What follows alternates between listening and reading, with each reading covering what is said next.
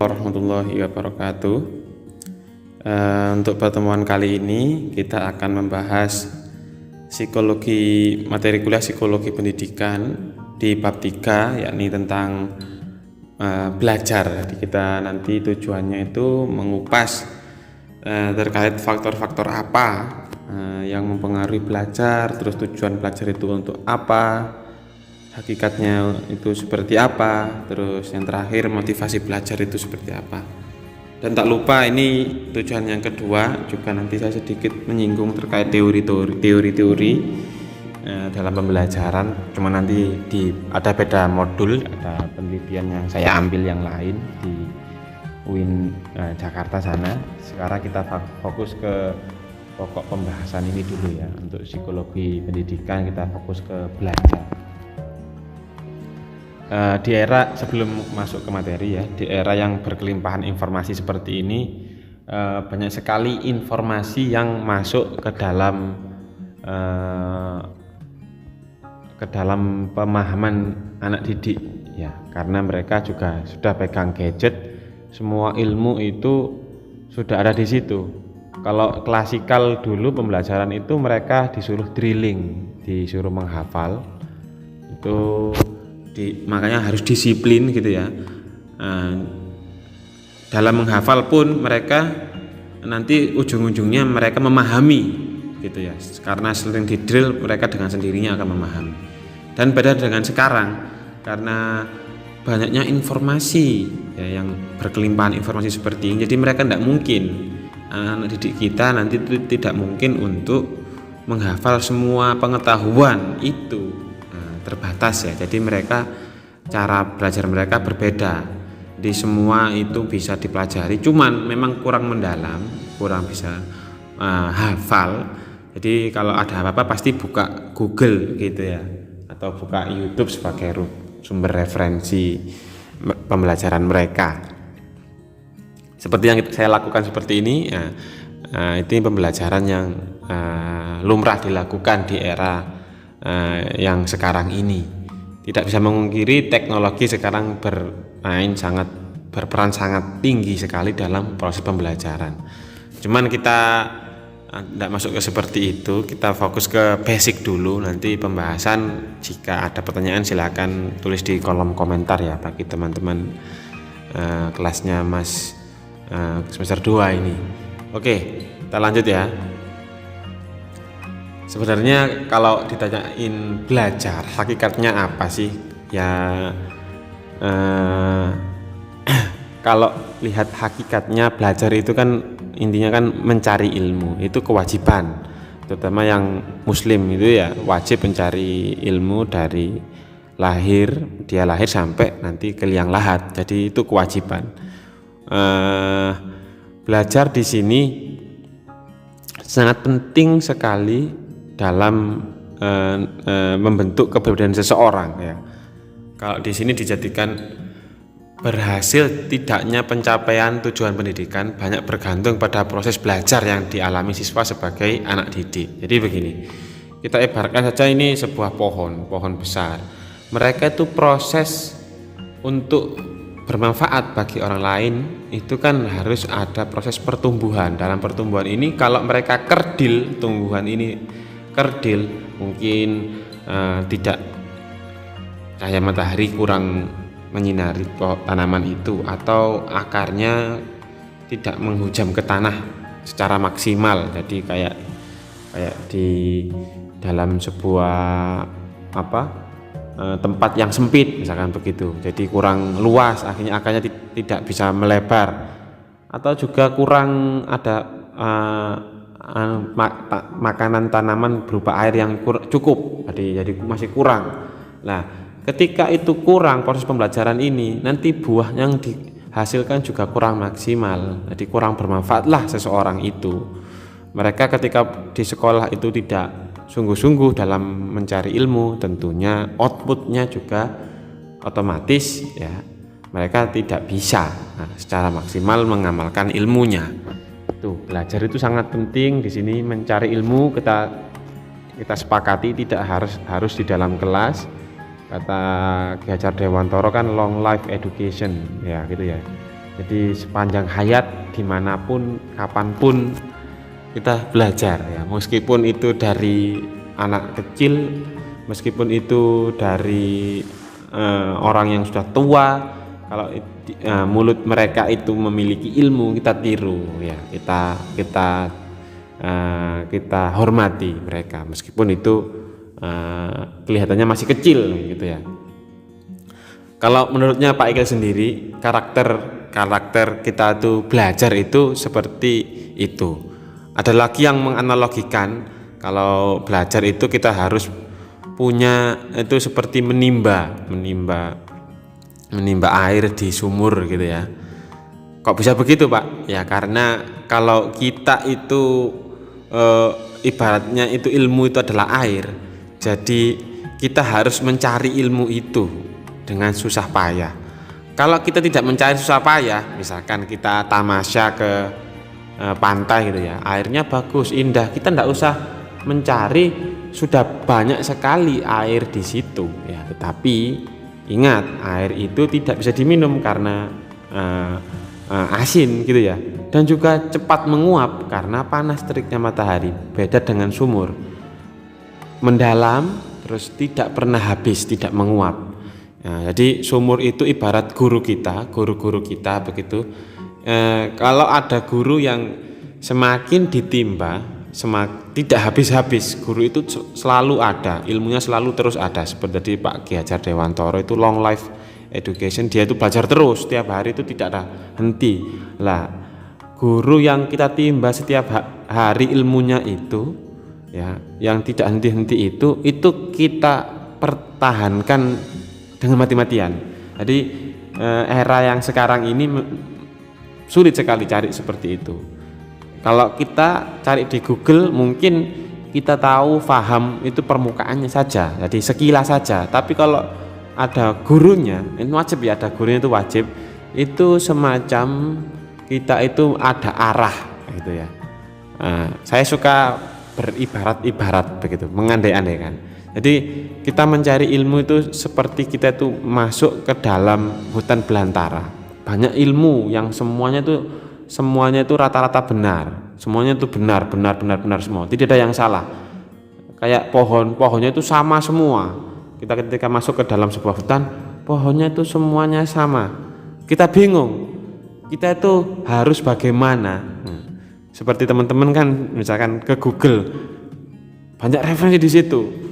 Ya, referensi yang sesuai dengan kita itu mana? Kita tidak bisa tanpa ada seorang guru ya, untuk melihat patokan mana arah yang benar biar kita tidak tersesat.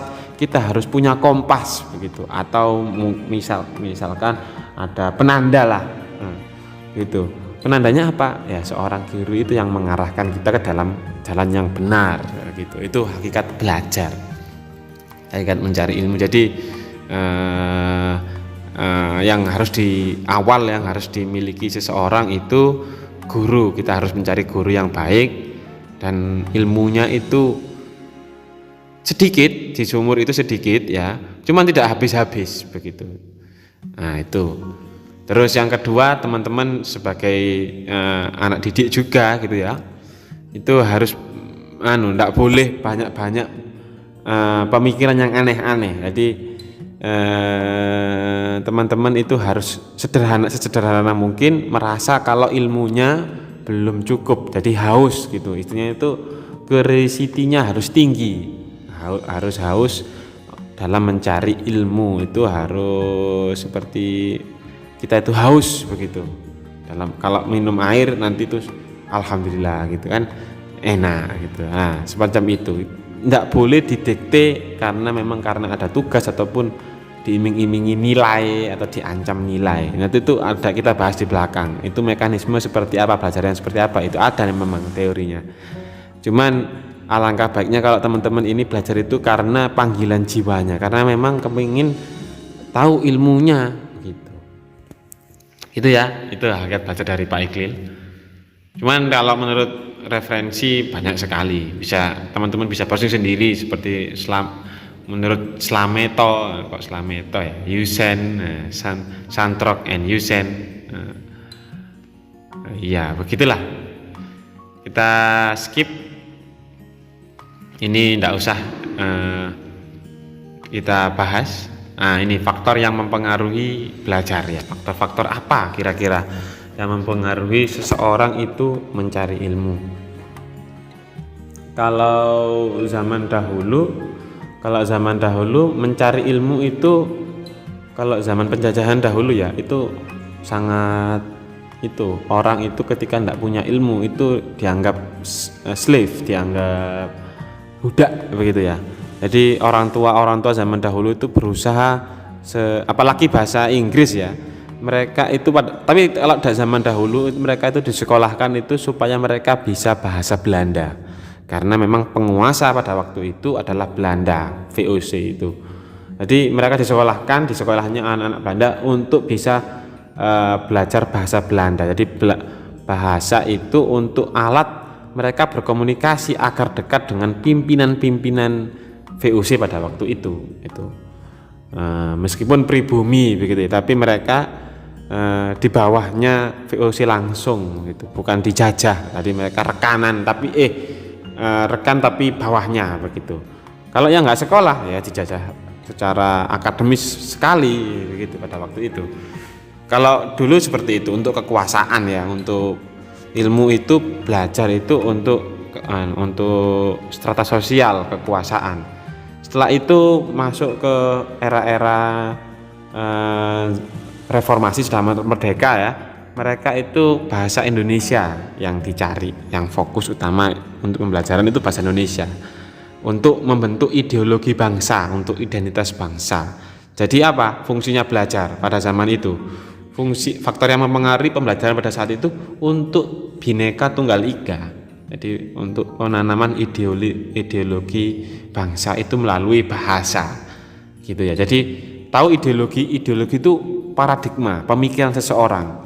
Jadi pemikiran seseorang itu dipengaruhi cara mereka berbahasa begitu. Untuk memperkuat ini ada bahasa nasional pemersatu bangsa namanya bahasa Indonesia. Kalau sekarang bagaimana? Di era yang sekarang ini bahasa Inggris tentunya yang sangat dominan, karena semua informasi adalah kekuatan dan informasi itu berbahasa Inggris. Jadi teman-teman tidak salah, ini nanti insya Allah bisa lah, bahasa Inggrisnya ini bermanfaat lah begitu. Itu kalau teman-teman faktornya belajar banyak ya, tergantung tujuannya masing-masing. Tapi kalau di sini dijelaskan ada faktor internal, ada faktor eksternal, faktor psikologis, ada faktor jasmania begitu ya, minat bakat tergantung gitu ya. Nah, ini saya skip. Ada menurutnya, saya bacakan ini yang punya Muhib bin Syah 97. Faktor yang mempengaruhi belajar ada 3 macam ya. Faktor internal yang meliputi jasmani dan rohani. Faktor eksternal berarti pribadi ya, jasmani dan rohani mereka. Terus faktor eksternal lingkungan sekitar seperti keluarga, tetangga, sosial di daerah Mojokerto gitu, di Indonesia gitu ya. Terus faktor pendekatan belajar, jenis-jenis supaya belajar siswa yang meliputi strategi metode yang digunakan siswa melakukan kegiatan jadi nomor 3 ini tiap orang memiliki cara yang berbeda untuk belajar. Lah faktor itu, kalau Pak Ikil ini kan orangnya itu suka lupa dan dominan otak kanan misalkan jadi caranya mengetahui itu biasanya itu, kalau Pak Ikil itu kita istilahnya orang Jawa itu sendakep itu menyilangkan tangan kanan dan tangan kiri kita ke dada kita. Nah, kalau yang atas itu tangan kanan berarti dia dominan otak kanan, jadi dia itu kreatif, suka seni gitu ya, membuat sesuatu atau karya seni, karya sastra itu suka. Tapi kalau otak kiri berarti dia suka lebih ke arah taktis, matematis gitu ya, harus terukur begitu. Itu caranya orang itu berbeda dari otak kanan dan otak kiri itu. Nah, itu nanti masuk ke faktor pendekatan belajar ya. Jadi kita orang yang suka dominan otak kanan atau otak yang kiri. Otak kanan ini tidak suka menghafal, kalau otak yang kiri suka menghafal misalkan begitu. Jadi beda-beda faktor yang melatar belakangi mereka belajar gitu ya. Nggak semuanya orang sama gitu. Di kelas pun kamu juga beda-beda nanti sebagai guru macam-macam anak didik itu. Nah, makanya idealnya murid dalam satu kelas itu biasanya idealnya itu 20 itu. 20 itu sudah ideal lah gitu. Lebih dari itu sulit untuk terkontrol dalam kelas ya. Oke. Itu faktor-faktor macam-macam ya. Sekarang kita masuk ke tujuan. Tujuan belajar itu apa sih? Kita masuk ke tujuan itu, kita lihat tujuan belajar yang sangat penting dalam pembelajaran baik bagi guru maupun siswa. Ya, siswa adalah subjek yang terlibat dalam proses pembelajaran. Dalam kegiatan tersebut, siswa merespon dengan perilaku belajar. Nah, jadi beda ya antaranya siswa dengan guru. Kalau siswa tadi seperti itu, tapi kalau guru bagaimana? Tujuan belajar yang ditetapkan oleh guru biasanya merupakan panduan bagi guru untuk memilih, memberikan tekanan atau melampaui materi dalam pembelajaran. Nah, jadi dalam tujuan pembelajaran itu ada dua dalam kelas itu, ada capaian pembelajaran CP, atau tujuan pembelajaran. Ada terus seperti ini. Kita sebelum melakukan sesuatu kan harus punya maksud ya. Misalkan saya mau punya keinginan dalam satu semester misalkan, saya ingin pergi ke Surabaya, ini saya analogikan seperti itu. Lah, kita punya tujuan di situ, pergi ke Surabaya. Lah, untuk merumuskan itu, untuk mencapai tujuan itu, kita melakukan apa? Kita nanti naik sepeda motor, terus biar nggak macet pakai sepeda motor. Ada yang bilang pakai mobil aja biar nggak panas karena Surabaya itu panas. Ada yang bilang jalan kaki aja, jangan jalan kaki ya, naik sepeda aja Pak biar bisa menikmati pemandangan gitu. Lewat sini Pak, lewat Krian Pak, jangan Pak lewat ini aja, lewat Gresik. Kan macam-macam. Itu namanya tujuan. Terus ada kita punya kalau dalam organisasi kita punya visi, punya misi. Terus ada kegiatan-kegiatan gitu yang mendukung untuk mencapai visi dan misi itu gitu. Itu seperti itu. Tergantung siswanya, tergantung gurunya yang dituju yang mana. Itu kesepakatan di awal. Namanya kalau di kelas itu kan namanya kontrak kuliah gitu ya. Kita menyepakati nanti itu tujuannya itu apa sih, begitu. Ya seperti itu. Menurutnya Ralph Taylor ada 3 alasan penting. Yang pertama, memberikan panduan dalam merencanakan pembelajaran. Ya, RPP itu, panduannya pakai RPP. Nomor 2, berguna dalam pengukuran prestasi belajar lah. Manfaatnya tujuan ini mengukur berhasil tidak kita ini itu dalam belajar.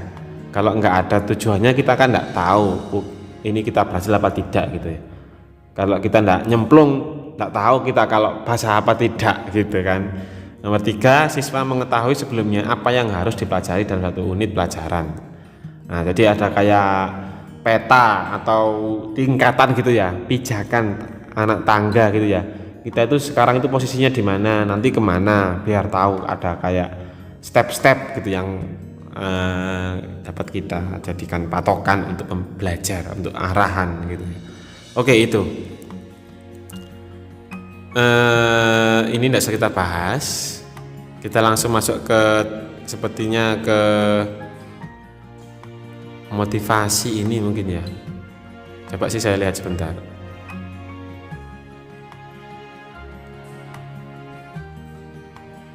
Tidak usah ini. Kita langsung ke teori-teori pembelajaran aja dan aplikasinya bagaimana. Tapi saya tidak pakai modul ini karena ini kurang greget menurut saya ya. Kurang greget, saya pakai yang satunya ini, materi yang teori-teori belajar yang ini. Oke. Dalam pembelajaran kita tidak bisa untuk berdiri sendiri ya teman-teman ya. Kita tidak bisa tiba-tiba belajar gitu. Karena apa? Kita kan makhluk sosial ya. Jadi orang-orang yang mendahului kita, yang terdahulu itu sudah memberikan arahan biar nggak salah dalam melangkah dalam belajar. Nah, dan perlu disadari lagi, meskipun begitu, meskipun diarahkan, ilmu itu kan tadi kan fluktuatif ya, berkembang, tidak bisa statis ya. Ilmu itu yang kita pelajari itu tidak boleh statis. Kalau mandek ilmu itu, maka matilah ilmu itu. Jadi harus terus bergerak gitu ya, terus mengalir seperti aliran air yang di sumur tadi yang sudah saya analogikan. Lah untuk itu kita juga harus tahu pijakan kita di era yang seperti ini seperti apa, meskipun kita mengarah ke orang-orang terdahulu kita ya. Standing of the giant of the shoulder, katanya Google itu begitu. Kita itu berdiri di pundak bahu-bahu raksasa orang-orang terdahulu. Nggak bisa kita berdiri sendiri, sulit ya. Nah, kita juga bukan pemikir, kita ini hidup di zaman seperti ini banyak sekali halangan-halangan gitu ya, ada godaan-godaan untuk belajar. Nah, untuk itu kita perlu ada sebuah teori apa saja dalam pembelajaran. Oke, kita langsung masuk ke yang pertama ya. Ini yang pertama memang zaman dahulu. Ini namanya teori disiplin mental. Orang terdahulu makanya disiplin ya. Karena apa? Mereka itu menggunakan teori disiplin mental ini dalam pembelajaran. Ya. Jadi sistemnya seperti yang tadi saya katakan di dalam teori pembelajaran di sini itu penghafalan diulang-ulang, penghafalan lah. Kalau teman-teman masih seperti itu, salahkan teori ini. Dia itu muncul pertama. Tapi wajar ya kalau punya guru yang sudah tua gitu, metode pembelajaran mereka itu harus hafal gitu. Ya baik, tapi tidak semuanya baik bagi murid-murid kita. Ada anak yang memang tidak suka menghafal. Mereka hafal, cuma tidak paham itu yang dihafalkan itu maksudnya itu apa gitu. Karena tidak ada tujuan tadi ya. Oleh karena itu teman-teman harus menyesuaikan teori-teori ini yang diimplementasikan dalam kelas ini, disesuaikan dengan murid-muridnya. Caranya bagaimana? Ya kita harus mengklasifikasi dulu. Anak ini tipenya ini dia itu dominan otak kanan atau otak kiri. Yang otak kanan kamu yang ke kanan, yang otak kiri kamu ke kiri. Ya begitu. Jadi ada apa istilahnya itu, treatment yang berbeda dalam kelas tersebut. Nah, yang suka menghafal nggak apa disuruh menghafal. Cuman kalau Pak Iqbal di sini seperti ini enggak begitu suka menghafal. Jadi bisa bahasa Inggris itu saya itu belajarnya itu lebih mengarah ke otodidak ya. Jadi enggak pernah les juga. Jadi langsung lihat film, langsung interaksi dengan orang, terus belajar sendiri mandiri, baca novel-novel gitu. Lama-lama saya bisa bahasa Inggris sendiri tanpa menghafal. Gitu, tanpa menghafal. Itu kalau Pak Iqbal. Mungkin teman-teman yang lain enggak sama, itu saya wajar ya, karena manusia itu berbeda-beda. Oke, yang kedua, ini drilling ya, menghafal ini biar yang teori apa tadi? Teori disiplin mental itu didrill diulang-ulang terus akhirnya sampai hafal.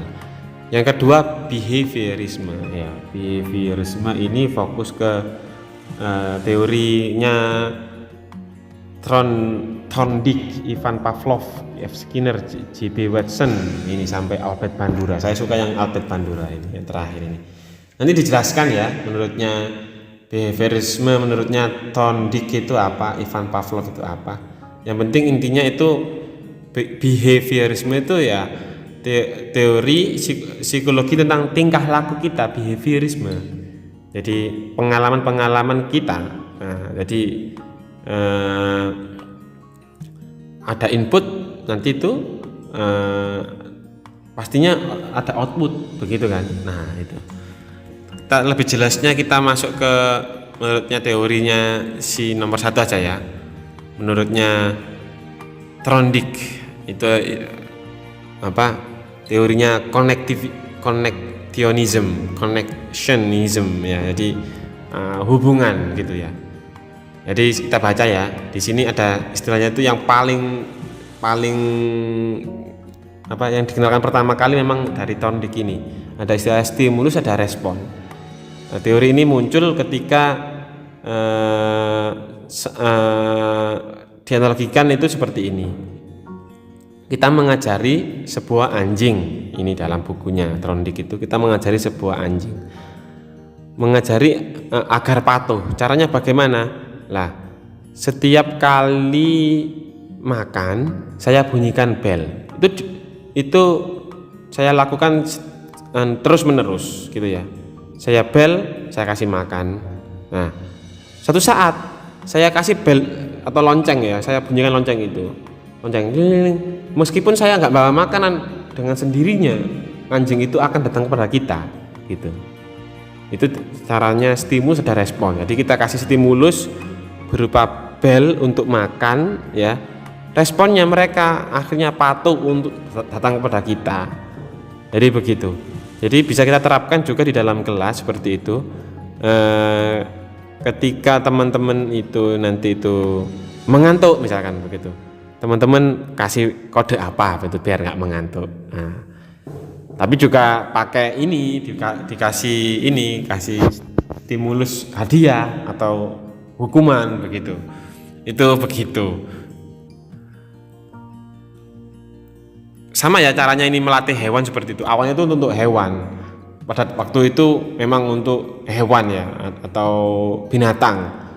Kalau ngajari burung biar bisa patuh dikasih makan begitu ya. Akhirnya dia nurut kayak sirkus begitu kan. Itu caranya seperti ini. Trondijk. Dengan prinsip trial and error. Ya, itu yang perlu dipahami yang pertama. Yang teori yang kedua, behaviorismenya menurutnya Ivan Pavlov, classical conditioning ya. Di sini Ivan Pavlov merupakan pengembangan dari teori connectivism menurutnya Trondijk ya. Ini anaknya, gurunya itu Trondijk. Ini menekankan kepada respon apabila ada rangsangan atau stimulus ya. Pada teori ini, belajar merupakan satu upaya untuk mengkondisikan pembentukan suatu perilaku atau respon terhadap sesuatu. Jadi kebiasaan usaha didik seperti belajar, mandi, istirahat, dan kegiatan lainnya merupakan hasil pengkondisian perilaku atau kegiatan yang dilakukan. Kalau tadi kan trial and error ya. Kalau yang ini itu menekankan kepada pengkondisian atau pembentukan perilaku. Perilaku seperti tadi itu sudah diajarkan belajar, mandi. Kebiasaan-kebiasaan itu nanti jadikan sebuah kondisi ya. Makanya anak sekolah sekarang itu dulu jam 7 berangkat, biar disiplin, biar enggak usah pakai stimulus sama respon, mereka sudah terdidik sendiri gitu. Ya pakai stimulus ya pakai rangsangan, tapi rangsangannya itu melalui rutinitas mereka gitu. Harus mandi dahulu, terus sarapan, terus berangkat sekolah, terus siang, terus pulang gitu ya. Nah, terus istirahat, terus belajar lagi begitu. Itu seperti itu classical conditioning. Nah, itu intinya pembiasaan lah. Oke, itu menurutnya Pavlov, dibiasakan waktu-waktunya, kegiatan-kegiatannya itu rutinitas gitu ya. Jam 9 harus gini lah. Makanya dalam sekolah itu ada jam waktu itu ya, dikasih waktu ya. Itu biar teman-teman itu biasa, anak-anak didik itu biasa. Jam 8 ganti jam, lonceng 3. Nah, mereka ganti mata pelajaran. Nah, itu masih klasikal. Sebenarnya tidak wajib ditiru, nggak boleh dipertahankan. Cuman tapi kalau untuk anak kecil penting sekali disiplin itu, karena mereka belum memiliki pemikiran yang sempurna, masih belum akil balik gitu ya. Jadi perlu ada arahan-arahan yang, bukan berarti saya menyalahkan metode klasikal ya, tidak suka begitu, tidak. Itu bagus untuk treatment untuk, tapi khusus untuk anak-anak. Kalau teman-teman mahasiswa ini kan sudah akil balik, jadi tidak bisa seperti itu. Nah, makanya ini lebih bebas gitu ya. Lanjut, teori belajar menurut Edwin Guthrie. Nah, ini ada istilahnya tuh law of continuity ya, menurutnya Guthrie. Apa itu law of Guthrie? Nah, ini gabungan stimulus yang disertai dengan gerakan pada waktu timbul kembali akan cenderung diikuti gerakan yang sama. Jadi belajar terjadi karena gerakan terakhir yang dilakukan untuk mengubah simulasi. Di sini pakai gerakan ya. Tadi kan ada pakai suara. Ya, kalau pakai tadi kan lonceng, kalau ini gerakan gitu aja. Nggak usah terlalu pusing untuk memahami ini. Karena teori-teori pembelajaran itu banyak sekali. Menurutnya Clark Hull ya, fungsi tingkah laku bermanfaat terutama untuk menjaga agar organisme tetap bertahan hidup. Kalau ini kebutuhan biologis ya, tadi kan misalkan lonceng ya, kita ganti sekarang kalau nurut kita kasih makan. Nah ini fokus ke Clark Hull. Nah ini yang B.F. Skinner ini terkenal sekali. B.F. Skinner dia pakai teorinya namanya operant conditioning, ya sama-sama behaviorisme, tapi dia itu fokus ke operant conditioning. Apa itu operant conditioning? Operant dalam bahasa Inggris diartikan sebagai jumlah perilaku atau respon yang membawa efek terhadap lingkungan. Sedangkan conditioning diartikan sebagai keadaan atau tempat atau waktu gitu ya. Dengan demikian operant conditioning dapat diartikan sebagai keadaan atau lingkungan yang dapat memberikan efek kepada orang yang berada di sekitarnya. Nah, ini teori ini sebenarnya sama dengan Pavlov ya, menurut tadi yang Pavlov. Cuman ini lebih dispesifikasi. Yang pertama ada yang namanya reinforcement, penguatan. Terus yang kedua ada penghargaan. Terus ada respon, terus ada stimulus. Jadi respon stimulus itu tidak serta-merta ada. Di sini pakai penghargaan tadi seperti yang saya omongkan di awal ya. Ada law of operant conditioning sama operant extinction. Karena sama ya di dalam pembelajaran di Indonesia juga seperti itu. Ada kalau bagus nanti dikasih ranking atau nilai yang bagus seperti itu, sama itu. Itu menurutnya ini. Nah, yang terakhir ya Albert Bandura. Saya suka yang Albert Bandura ini.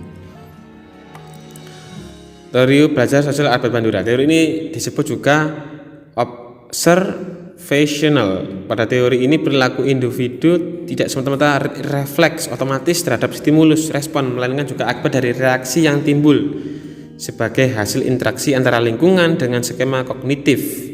Dalam hal ini belajar sosial dalam moral terjadi melalui peniruan, terus perilaku, atensi, sama ingatan. Nah, Albert Bandura ini saya suka. Kenapa?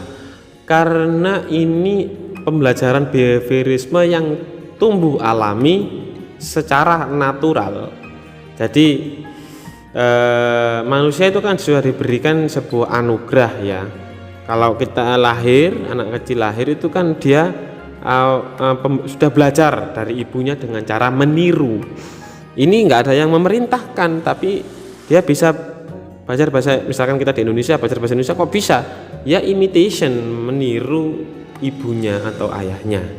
Terus sampai sikapnya, modelnya, dia meniru perilakunya, itu tingkah lakunya itu juga semuanya itu secara natural terbentuk kepribadiannya itu. Nah, menurutnya ini Albert Bandura itu seperti itu ya. Ini yang saya suka di situ. Ini bisa jadikan teorinya teman-teman nanti skripsi ya. Untuk pembelajaran bahasa Inggris secara natural, belajar bahasa Inggris secara natural.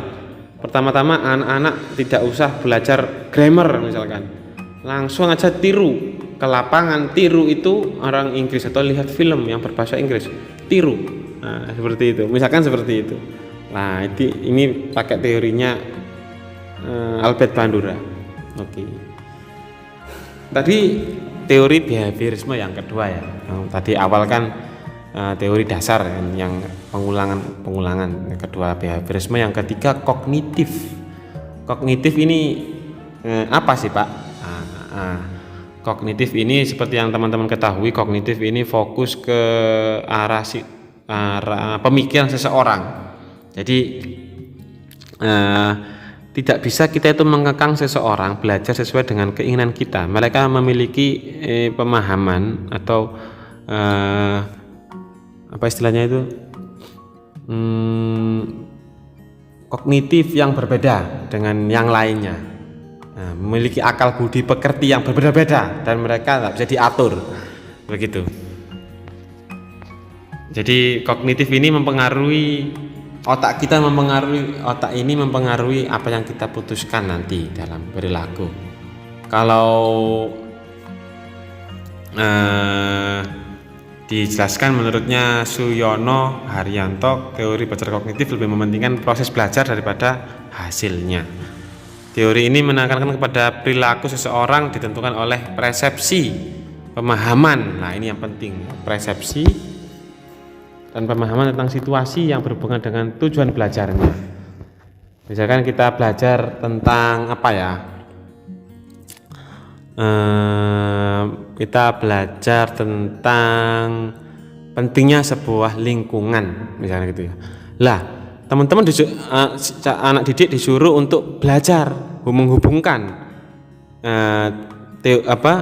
pentingnya lingkungan dengan kondisi di lingkungan mereka masing-masing. Mereka akan berpikir, mereka akan memberikan persepsi mereka, pandangan mereka terhadap lingkungan sesuai dengan background mereka masing-masing kan. Nah, lingkungan sosial masyarakat di rumahnya masing-masing kan, lingkungan seperti apa. Nah, begitu kan. Nah, ini namanya kognitif, persepsi dan pemahaman tentang situasi. Tuh ya. Ini menurut banyak ya, menurutnya ahli banyak yang dari Gestalt. Ini ada yang Gestalt. Ini lengkap sekali di sini ya. Ada yang dari Kurt Lewin, ada yang Piaget. Nah, tadi yang di modul itu yang menurutnya kognitif, menurutnya Piaget. Ada Asperner. Nah, ini nanti Robert M. Gardner, Roger, banyak sekali. Nah, ini PR teman-teman. Teman-teman saya suruh nanti itu untuk merangkum teori-teori kognitif ya, bebas. Misalkan ada 7, terus mereka itu ngomong apa saja, terus teman-teman mensintesa itu memberikan pemahaman sendiri. Menurutnya A, B, C, D, E seperti ini kognitif ini Pak, pembelajaran kognitif. Dari situ saya simpulkan jadi kognitif itu seperti ini. Nah, itu PR-nya hari ini. Kognitif, ini ada konstruktivisme. Ini konstruktivisme ini seperti apa? Secara garis besar konstruktivisme itu kita baca aja ya, teori belajar baru dalam psikologi pendidikan ya, filosofi pembelajaran yang dilandasi premis bahwa dengan merefleksikan pengalaman dapat membangun dan mengkonstruksi pengetahuan serta pemahaman terhadap individu hidup. Menurutnya Slavin, teori konstruktivisme menyatakan bahwa siswa harus menemukan sendiri, mentransformasikan informasi kompleks, mengecek informasi baru dengan aturan lama. Lah, ini yang terbaru, ini namanya konstruktivisme. Tapi nanti masih ada yang baru lagi gitu ya. Ada yang transformatif gitu, ada yang ini sekarang yang konstruktivisme. Jadi seperti ini konstruktivisme. Menurutnya psikologi, manusia itu psikologinya itu seperti gunung es gitu ya. Terlihat gunung es itu yang megah gitu, tapi di bawah permukaan air itu masih ada banyak sekali pengalaman-pengalaman yang belum terkuak, yang tidak terlihat gitu. Lah, kita butuh refleksi ya.